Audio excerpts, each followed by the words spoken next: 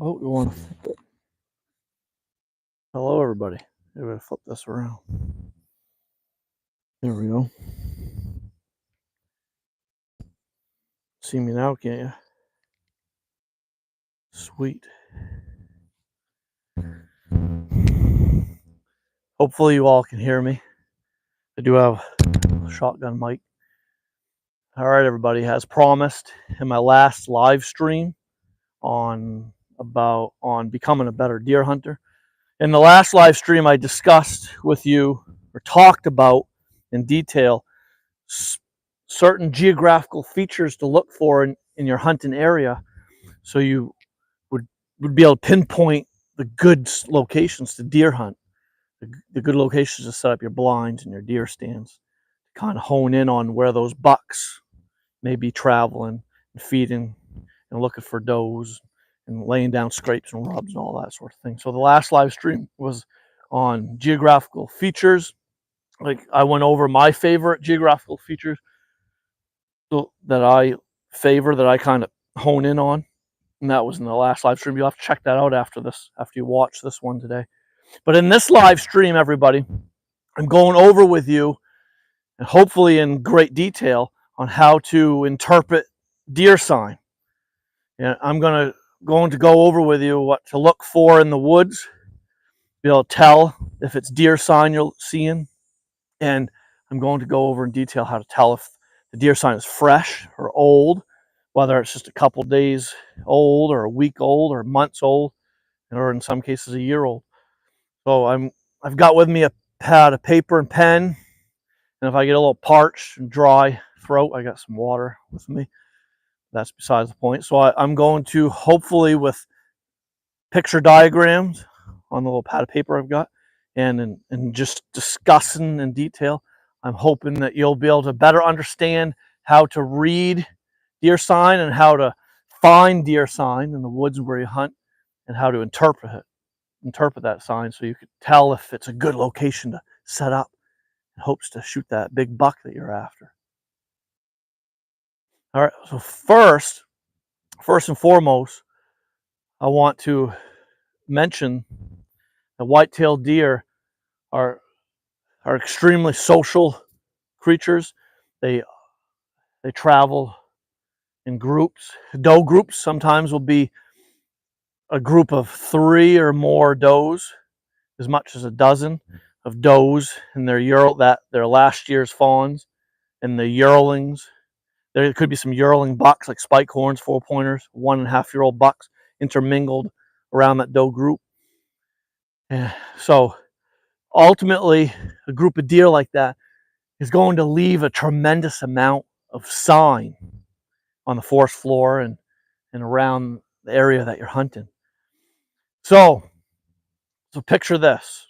You're entering the woods and you're looking down and you find a beat down, eroded piece of earth. And then to the left and right of it, it looks untouched. You see vegetation that's not flattened, laid down. And you don't see the needles and leaves and soil duff stirred up to the left and right. You just see a random line, like randomly weaving in and out through the forest. That's known as a deer run or deer trail, deer path, has various different names. But a really beat down highway, because I just call the deer trail a highway. Highway, run, path. A deer trail can take on many different names.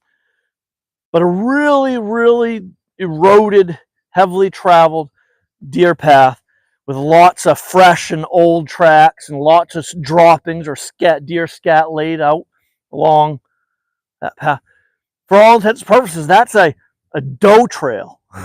That's because I just mentioned that doe groups can be as many as just 3 does together, or as many as a dozen in one group. So many deer together are going to beat down, they're going to wear down a path through the woods that's extremely easy to spot.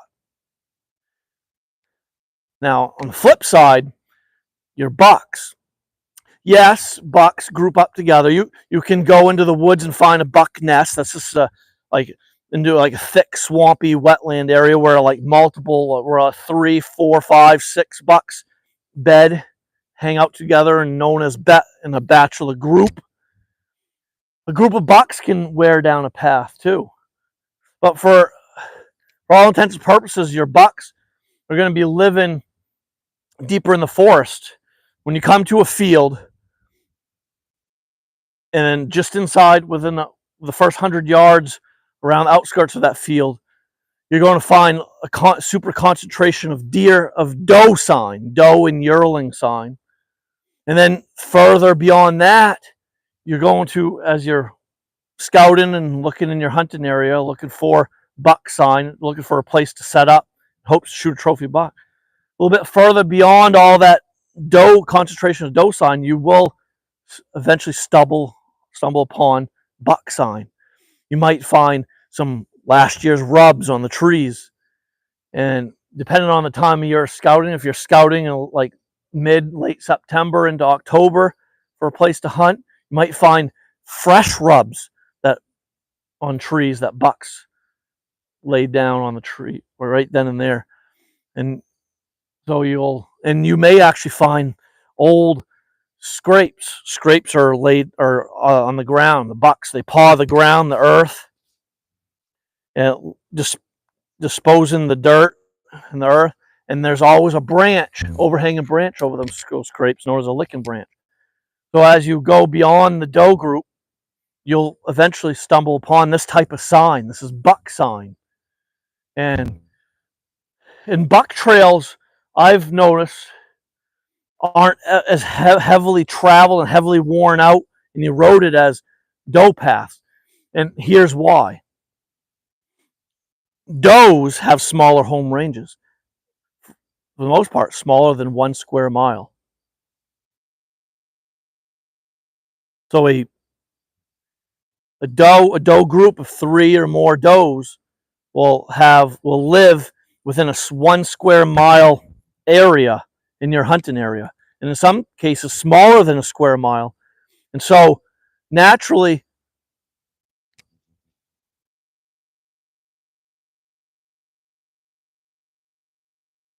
I think someone's coming.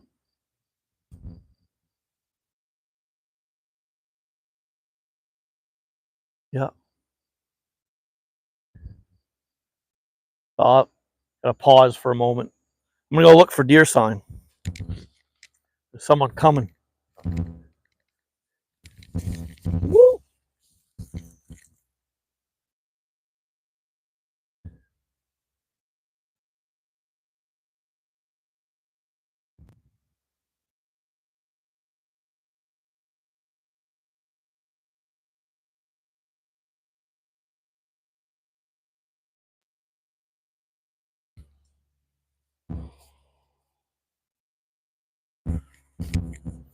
All right, everybody.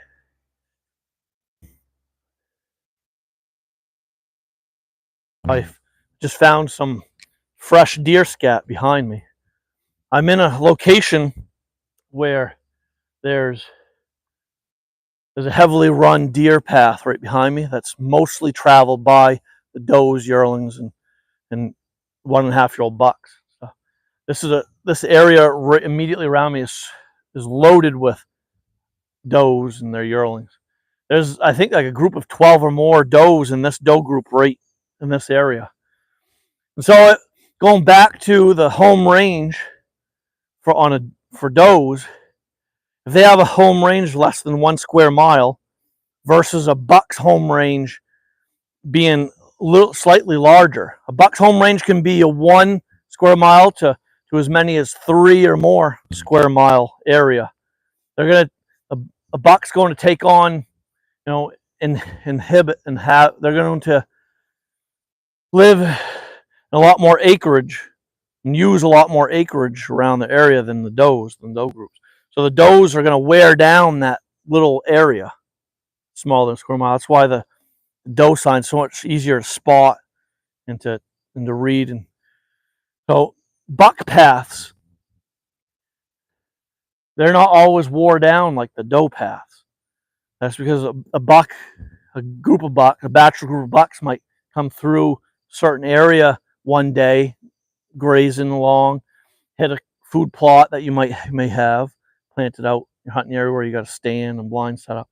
They might venture out, feed in the food plot for a few hours in the evening, and then they'll go on and they could disappear for 3, 4, 5, 7 days, or even a couple weeks. Bucks, they're not always homebodied. All bucks are going to have different personalities, different needs and wants, different interests. Just is no different than us humans.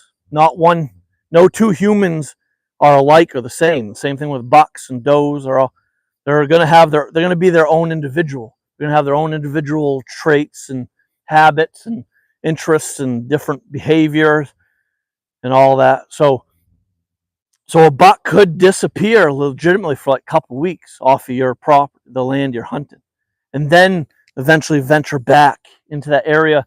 But they're going to, when they come back, they're going to use that same path, the same trails that they used before when they were there, because they deposit interdigital like scent off, and they have glands in between their toes, and that deposits like a waxy, scenty substance on the ground. And that's why deer can follow each other very easily through the woods and stay on the same paths and trails, because they're depositing that scent from the glands on their feet onto the ground. I've seen this waxy substance on a deer trail before. So it's extremely easy for deer to tell where other deer have walked for days and weeks and months on end. And those paths are going to be wore right down, because those deer, who they come along, they smell that scent off of the feet of the other deer. So they know that's the path that they should take. That path, that trail is eventually going to be wore down and beat down. But a buck trail is going to take longer to erode and wear down than doe trails. So there I touched on a couple really important key points, factors there that you should take to heart. I mentioned deer depositing scent from their toes, interdigital glands, or I think is what it's called. There's some type of gland there on their feet that will deposit scent, like a waxy substance like scent on the ground. So then there's that. And bucks, home ranges are going to be bigger than does, and bucks don't always stay in the same area day after day after day. Bucks can be extremely hard to put a pattern on, a distinct set pattern. Unlike does, you could pattern a doe group very easily.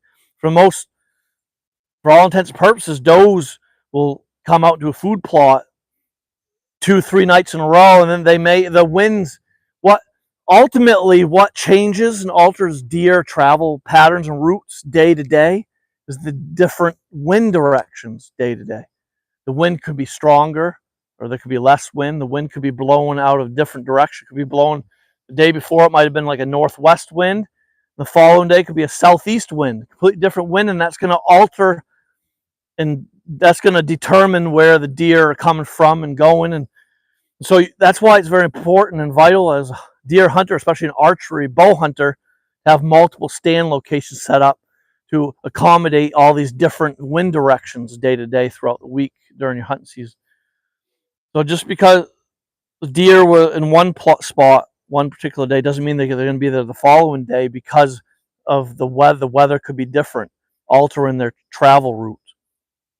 But in some cases, you could have the same wind direction for 2 or 3 days in a row.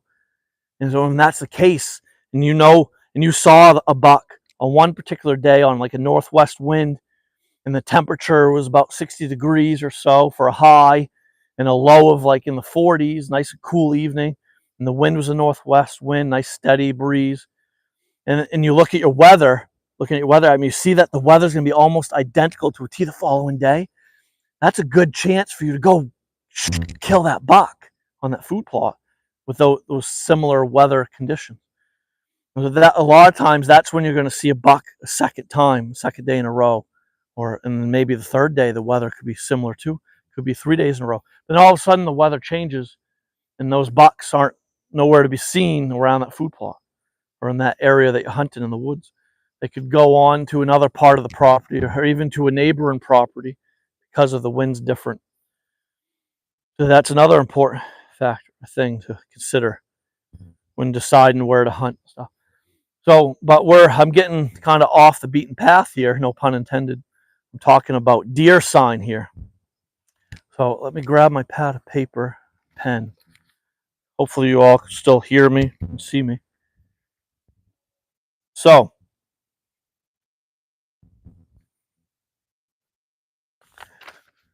now let's talk about brow sign. I'm gonna start right from the beginning. The beginning area, like brow sign, deer sign, known as brow sign, is vitally important. That's going to let you know that the deer are eating, they're feeding and grazing in that location. So you want to look real closely, carefully, read that brow sign to tell if it's fresh or old. So if we have brow sign is like where, like, let's pretend I'm a deer, I'm coming along. See like maple buds. I see buds on a maple sapling growing off a stump. Deer love that. Deer love budding, love maple leaves to eat. They like to eat leaves and buds off young tree saplings, like birch saplings, maple saplings, oak saplings. They'll eat the buds and leaves off those younger hardwood trees. So I'm a deer, I'm coming along, and I snip a bud off the tree. I think that truck's coming again, Swell. All right, I'll come back in a minute.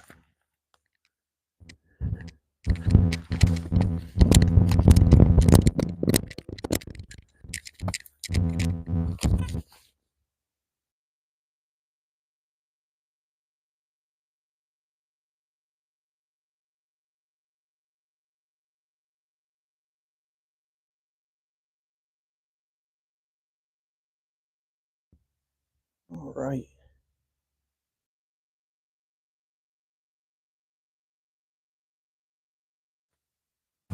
All right. What do we got for deer sign over here, everybody? I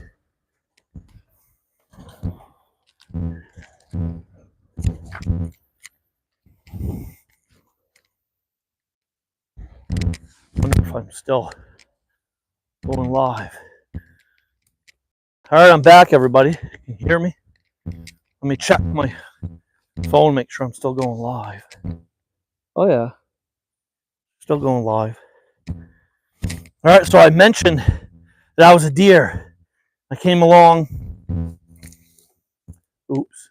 Can you still see me? Let me try to find and I snip off a bud or a leaf off a young maple sapling. When deer bite with their incisors, with their teeth, they snip a clean 45-degree. They'll, oh wait, hey, no, I stand corrected. I gotta go. Hold on, rewind what I just said. Deer will bite with their front teeth. They'll bite and tear, and pull and tear, so they'll leave strands behind on their.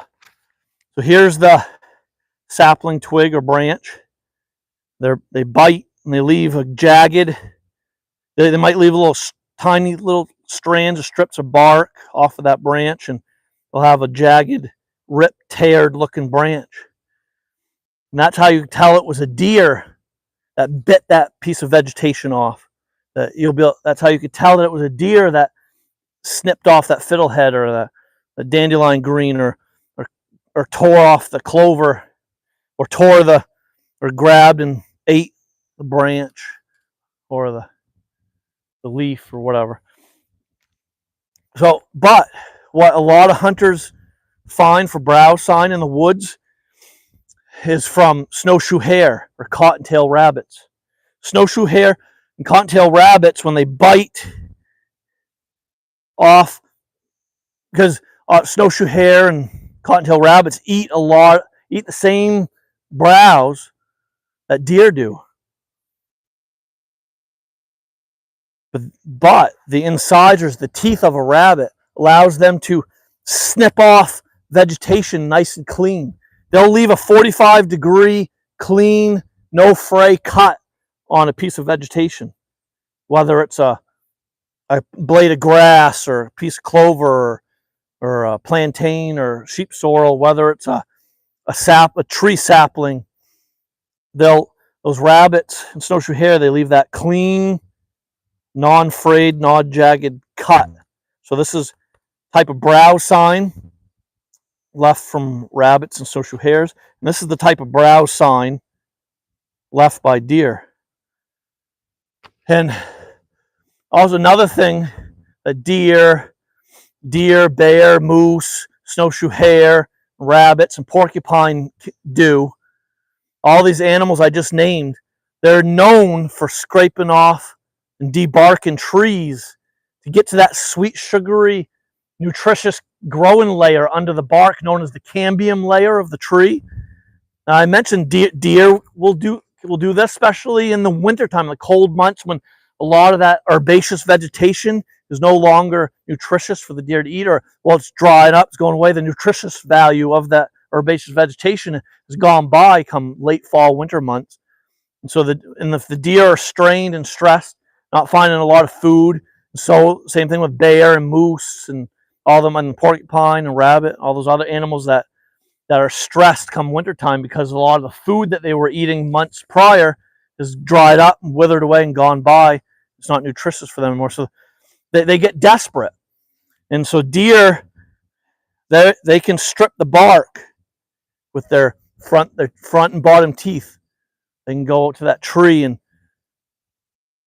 get down on certain softwood trees and some hardwood tree, young trees. They can bear, they're known to go after trees that are about, take your hands and cup them like this and go spread them a couple inches apart, about a tree about that big around.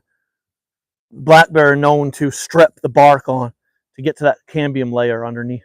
And the deer will do the same thing, but when desperate, obviously. So that's another type of browse sign to look for. Strip bark. But you got to look at that carefully. Strip bark to let you know whether it was a deer that left that brow sign, or a black bear, or snowshoe hare, or a rabbit. But common sense will tell you if it was a rabbit or not, because let's say in the area that you hunt, you get maybe an average of foot of snow, 1 to 2 feet of snow, maybe about knee deep snow, no more, no less. So the scraping of the bark left by rabbits and snowshoe hare might be just 2 to 3 feet off the ground, versus deer might be chest or neck high. Moose sign is going to be obviously above your head. Black bear strippings of the bark and stuff is going to be about, head high on a tree if it was a black bear. And ultimately, obviously, you'll see claw marks in the tree from black bear. And so you'll be able, for the most part, you'll be able to tell when you come to a tree that's been stripped, the bark's been stripped for the animal to get to that cambium layer. You'll be able to tell if it was a rabbit, snowshoe hare, deer, bear, or moose. Common sense will just tell you, yeah, that was a deer or something else. So that's some very important browse sign that I want you to know about to help you become a better deer hunter, a better deer tracker. Let's see let's see if there's any other type of browse sign that you should know about. Not really. That's the number one thing.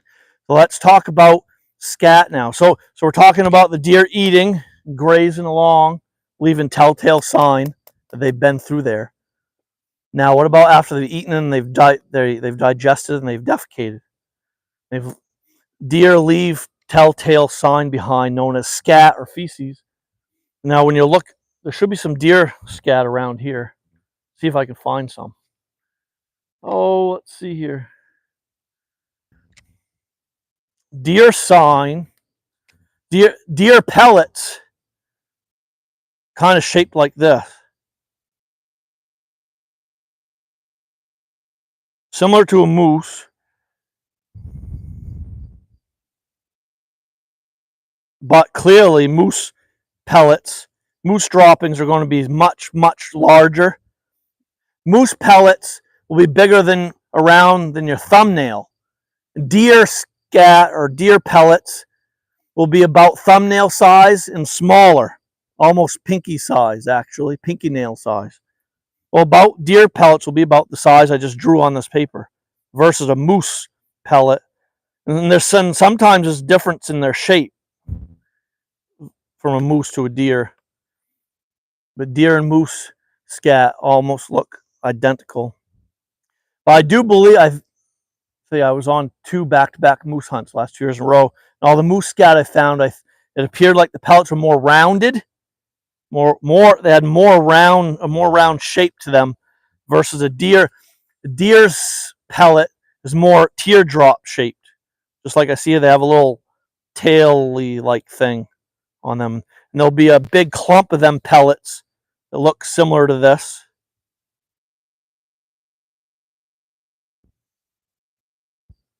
All clumped up together on the ground in about a fist size. So if you see a fist size shape of clump of scat or poop looking stuff on the ground, that's deer scat.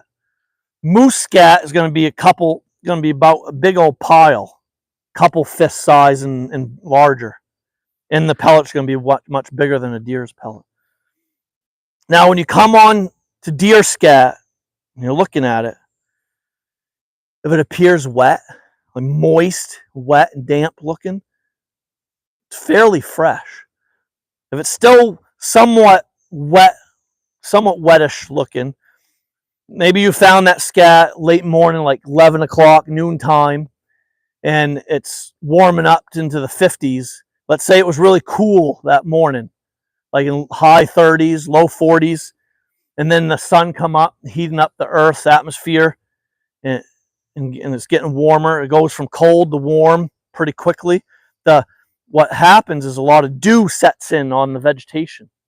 Your grass and leaves, all your living vegetation create dew. They emit a lot of moisture out of them. There'll be like dew on the ground. The droppings could be dewy, could have been wetted from dew, morning dew. So just because the scat appears wet or damp doesn't necessarily mean that the deer pooped there like in the last hour or two. It could be wettish because of the morning dew. So you got to consider the time of day, consider the weather, whether or not it just recently rained, or it was foggy possibly, or it went from really cool in the morning to warm real quick, leaving a dew behind. That can make scat appear somewhat wet. But let's say it wasn't that way. Let's say you went out scouting in the afternoon. The Earth's atmosphere is dry. It's pretty dry out there. There's no dew anywhere in sight. It hadn't rained for days. And you come upon deer scat. And then it does appear wet. And it's fairly fresh. A deer walked through there within the last several hours and defecated there. Bingo, you're on to something. Something dangling off my glasses. So fresh scat is going to appear now extremely fresh deer scat could still be steaming. If it's a cool day, there could be like smoky steam like stuff coming off of it, and it could be very, very wet and moist and steamy. I've seen deer scat like that. But a couple hour old scat could still be wet. Maybe as much as a 6 to 8 hour old scat could still be fairly wettish, damp. But it's starting to crisp up around the edges of the droppings, starting to dry up, but somewhat moistish looking. That's good. That still means that deer or that buck that you're tracking is still in the area. That scat's only several hours old. Now, a couple day old scat is going to be fairly dry. It's going to start to dry and wither up around the outer edges of the scat. It could still be damp and moist on the inside. What I do a lot of times to tell how old scat is I'll take a branch about this size, something similar to this, and I'll poke and prod at the deer scat break it apart to see how moist, wet it still is on the inside. So if the scat is dry on the outside edge, but still wet on the inside, it's still not that old of a scat. It could be 2-3 day old scat. And so that if the scat's only a couple days old, that's going to let me know that buck's still could still be using that area. It could still be grazing through that general location. Maybe you look up from where you find that couple day old scat and you see a buck rub. Then up there and up beyond that one's another buck rub. And then all of a sudden you come upon a scrape pawed earth with a licking branch above it. Bingo, you just hit pay dirt. You might want to hang and hunt right then and there. If you're doing like a midday scout hunt where you got your saddle, on, platform and all that, and you got your pack, bow, camera gear, you're trucking through the woods, look for fresh buck sign that tells you need to set up then and there. If you find that type of sign, scat that's barely 2-3 days old, then maybe you find some scat that's only 8-10 hours old, and you find a buck sign around you. Hang and hunt right then and there for that evening set. And I'm sure you already know this, and reading about it, listening to podcasts, and from your own personal deer hunting experience, I'm sure you know a lot of times when you're going to be the most successful at killing a buck from a particular stand location is on your first sit. That's why them saddles are a wonderful bow hunter's tool. Saddle allows you to be extremely mobile. You can go sit in a new tree every evening on your hunts, so that way you can increase the odds of killing a buck. Make it that much more of make yourself more confident and knowing you're going to eventually connect, because you could kind of still hunt your way through the woods and reading the deer sign, find where those bucks are hanging out then and there, and set up and hunt right then and there. So deer scat. Hopefully that helped you understand a little bit more about deer dropping. If you're looking at deer scat and it's not covered up by fallen, in the fall is when you're out scouting and looking for this deer sign to read it and to interpret it, try to put the pieces of the puzzle together to help you kill a buck. And there's fallen leaves and needles, and there's high winds and rain, and there's deer coming and going along that path where that deer scat is, and they're kicking up duff and leaves and needles and sticks. So ultimately what's happening is those droppings are being covered by needles, sticks, and leaves. So if you see a pile of scat, but it's pretty dry and it's covered up with a bunch of soiled duff and leaves and leaf litter, then that's old scat. That scat could be several weeks old, and in some cases months old.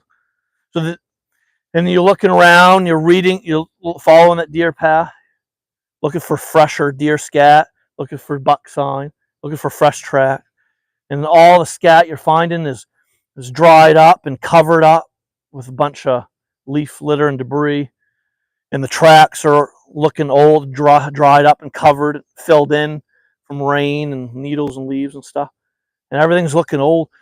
That's going to tell you that the deer abandoned that particular area for one reason or another.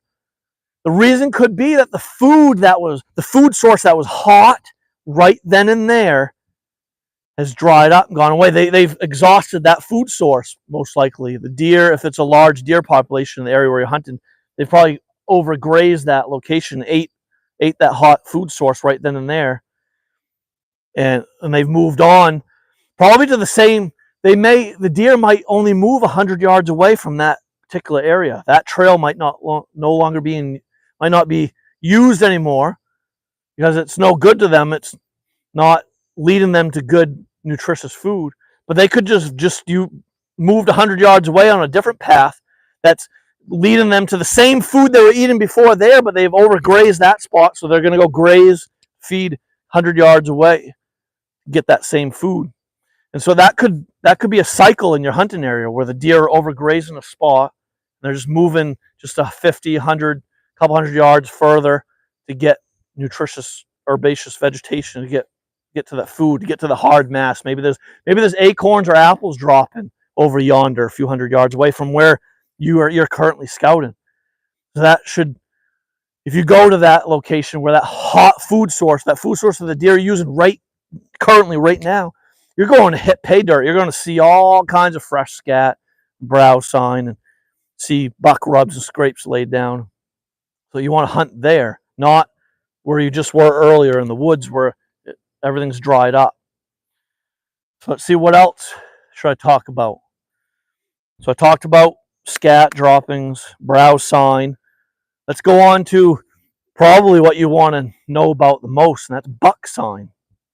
I did earlier in this live stream, I went over doe group's home range versus a buck's home range, and I talked about the weather changing day to day, altering the deer's travel routes for that each day, depending on wind direction, wind speed, weather, whether it's overcast, raining, foggy.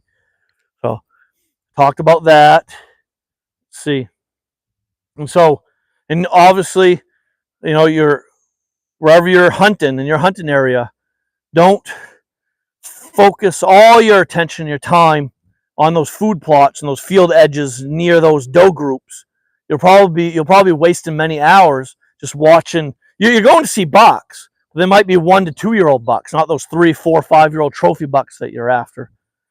Hunt deeper in the woods. Find those secluded those trails that go through thick funnels within the timber. A funnel, I talked about this in the earlier live stream before this one. I talked about geographical features, and one of the geographical features is like the lay of the forest, how the forest can be really thick, extremely thick, with thick undergrowth and vegetation, thick pines and saplings in one particular area of the forest that creates like a really thick funnel, if you will. It could be open, more sparse trees spread out to the right and left of that strip of timber. That's in the sense of deer funnel. The bucks are going to hone in on those type of locations, those type of geographical features within the forest. You want to go into the forest and find a spot like that kind of leads to and from the food plot.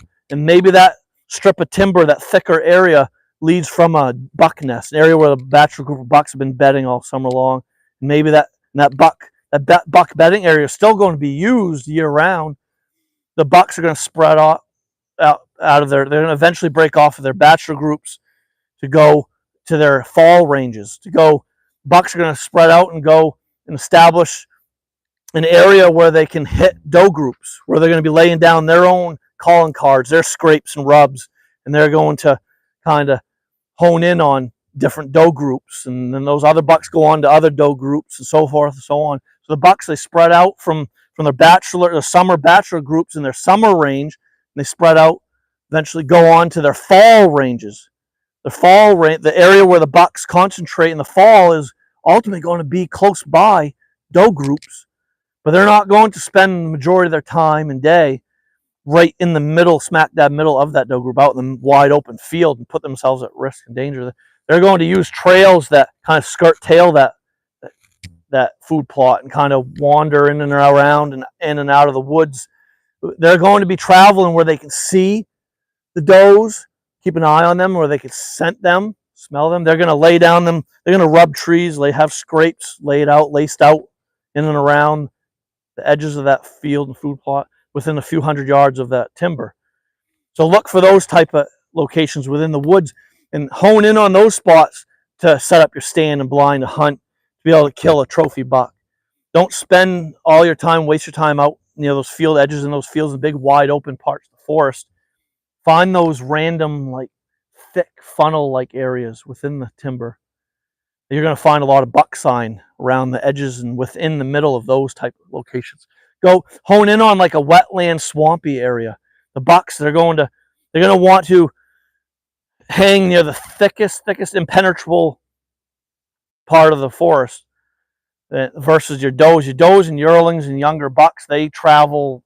They seem to wander constantly all the time, day in, day out, all different random various times of the day.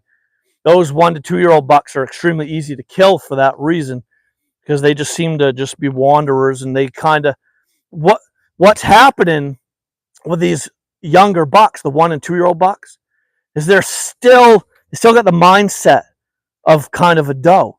They're still remembering and thinking and going on and living their day-to-day lives based on what they were taught by their mother, by the doe. And so they seem to, in these yearling bucks, these younger bucks, they do periodically travel, venture off.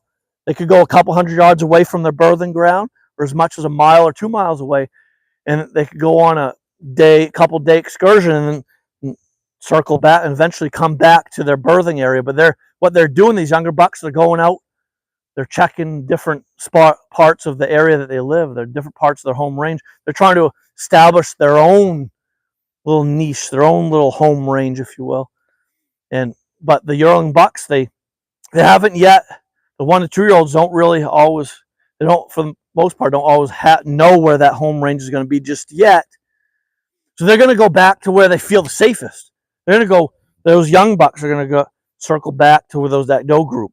That's the area they know, the trails they know, the place where they feel safe. They're following mama and them does going out in them fields, and they're exposing themselves. They're the ones that are easy to spot, take picture of them, film and video, the easiest to kill for that reason. But as the buck gets older, if the bucks survive into the 3rd, 4th year, they're going to be older, bigger, mature. They're going to eventually have learnt from the older bucks in their area. They're going to have established their own home range, if you will, and it's going to overlap with other bucks. In the summertime, they're going to group in groups of 2, 3, or more bucks, known as a bachelor group, and they're going to have place where they bed and the place where they feed, graze. And it's going to be deeper within the thicker parts of the forest near swamps and stuff. And they may, yes, all doe groups, buck groups, doe groups, all that, all deer have overlapping home ranges. They're going to share same food sources. The bucks might venture out in the later evening, the last hour of the day, and into the dark. They may venture out to those fields, cornfields, those food plots, the cover of darkness, and intermingle. And that's when you're going to get those trail cam pictures and stuff. They're going to always be like 10 o'clock, 10 p.m., 11, midnight, 1 a.m. photos and videos on your cameras out in the fields for that reason, because they traveled from several hundred yards deeper into the woods to get to that field at night. But if you were set up and hunting in there, like quarter mile, half mile into the woods, you would have spotted those bucks 3 hours before dark, 4 hours before dark. So you're getting those midnight photos in the field. That tells you that those bucks probably live pretty deep in the forest, or they're spending the majority, probably not very deep. They could be just spending the majority of the time 100 or 200 yards within the forest, but they're just not venturing out into the open, exposing themselves until come cover, safety of darkness. So, yeah, I'm kind of getting sidetracked and rambling, aren't I? So hopefully everything I shared with you today in this live stream helps you become a better hunter. Hopefully you better understand deer sign, deer brow sign, how to read and interpret deer scat. I got sidetracked and I was supposed to be talking about buck sign. So a buck scrape, bucks, I don't know if you know this, but if you listen to the Deer and Deer Hunting podcast, Daniel Schmidt, or read their articles and stuff and books by Deer and Deer Hunting, you're going to learn, as I have, that bucks scrape year round. Bucks use licking branches year round. At various times of the year, licking branches are used. Deer, does, and bucks alike will use a licking branch above an area that scrapes are laid down. If you are scouting and you come upon an area of earth that's pretty beat down, wore down, looks like it's been pawed at for year after year, you've got licking branch above it that's strayed, frayed, and broken up. That's you just found a really good location. You found a spot that's used by multiple bucks. The bucks come and go year after year, or you found a spot that a particular trophy, big 3, 4, 5-year-old buck is still current. If he's still alive, he's still using that scrape. So that's why that scrape keeps getting opened up each year through the years as that buck survives, stays alive. That licking branch scrape is going to get hit.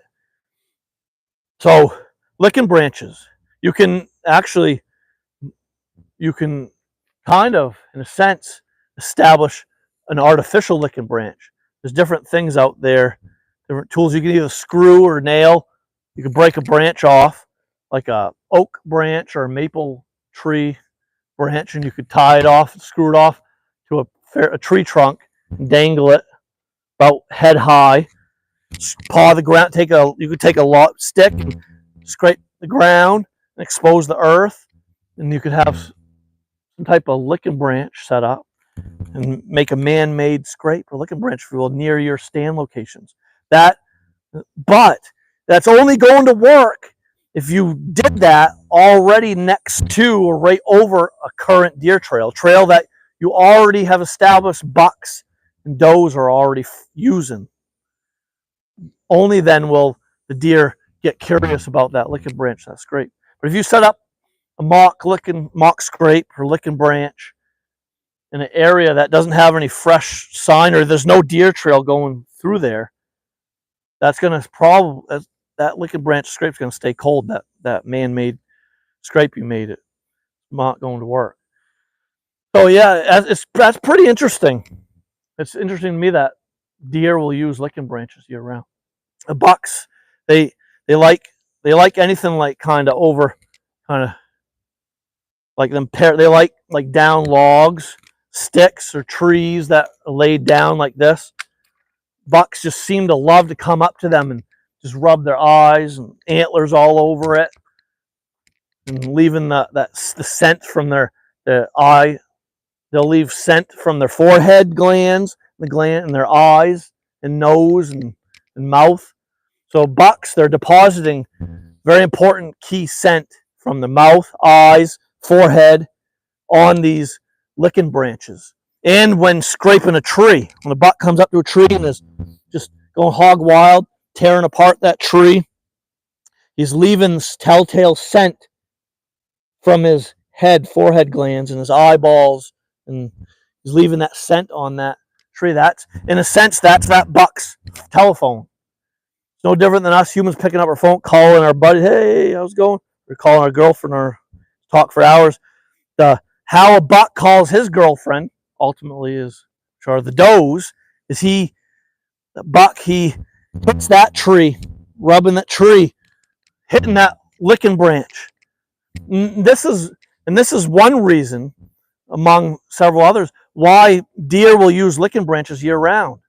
Like I mentioned earlier, we pick up a telephone, talk to our girlfriend for hours, but deer, they don't have access to that technology, so they've got to communicate with one another through their sign, through the scent that they deposit on the licking branch and the trees and the ground from their glands on their feet and stuff. That's their calling card. That's the way they're communicating to other bucks that come down the path, and they smell that. They're like, oh, Joe's been here. Oh, man, when did he come through? They're thinking that buck might hit that tree and leave his scent too. So ultimately, when like a doe comes by or another deer, they smell that. They're going to smell the scent from two different deer. All the deer are going to have their own particular odor, scent to tell one another apart, and they're communicating with one another that way from all their scents, their body odor, scent from their glands on the licking branch trees, ground, and on like laid over trees or a tree that might have fallen down. There's a log, a buck and doe, both buck and doe, will come up to that tree and lick it, rub it, kind of smell it. They're going to leave. They're both going to deposit some form of scent from them on that tree or that tree trunk, the licking branch, and so that's how they communicate. It's one way that deer, like I mentioned way earlier in this live stream, right in the very beginning, deer are extremely social creatures. They're constantly communicating with one another in various ways, whether it's through deer calling, and that's going to be the next live stream. The next live stream I do is I'm going over deer calls, the various different sounds and calls that deer make, and I'll have with me all the calls that I currently own, and I'll go over them, share them with you, and let you hear what they each sound like. And I'll discuss what each deer call means to other deer and let you hear the differences in all the calls. So that'll be in the next live stream. So this live stream was going over deer sign, how to read and interpret deer sign, how to tell whether it's fresh or old, or what the deer sign means to you as the hunter, to help you become a better hunter. The live stream before this one was going over the important geographical features of your hunting area that you want to focus in on, hone in on to do your scouting to find fresh deer sign, to find good locations to hunt. So go watch that one, that live stream after we end here today. So I talked about scrapes, licking branches and rubs and scrape. I think that hopefully I think I'll leave it there, leave it at that. I recommend you go and watch like the YouTube channel from Deer and Deer Hunting, or the Hunting Public's YouTube channel, and all those other really great deer hunting channels out there on YouTube. I recommend you go check them out to learn more and get more in-depth detail and learn more about what I shared with you today. You'll probably learn different things than what you learned from me today. I think I've been live for nearly an hour or something, or 40 plus minutes. And hopefully this was interesting enough for you, and hopefully I held your attention, and hopefully you learned a thing or two to help you become a better deer hunter so you could be more successful this fall shooting that trophy buck. So before you go, I want you to please smash that like button, subscribe to Spikes and Gills. If you're not already subscribed to my channel, click the notification bell so you'll be notified of all future uploads. And I greatly appreciate the support and follow everybody. I wish you the best of luck out there this fall deer hunting. Hope you shoot the big one. All right, everybody. See you next time.